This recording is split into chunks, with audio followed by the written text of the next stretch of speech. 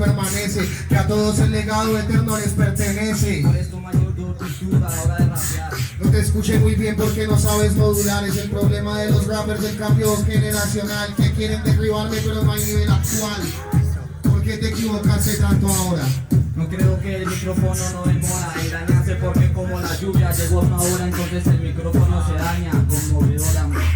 La lluvia sé que te pase corriente, Pero yo sigo rapeando como siempre, así me alumbre con la luz del sol descendiente. Yo sigo siendo el mismo sonriente. que es ser el mismo si todos los días cambias.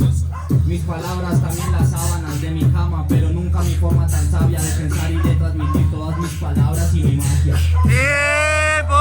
¡Ruido! Listo. ¡Listo, jueces!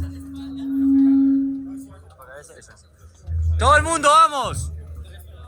¡Todo el mundo, vamos! Vamos a ver quién es el ganador. A la cuenta de 3, 2, 1, ¡Coloso! Y ese aplauso Para también para Pipe. Pipe.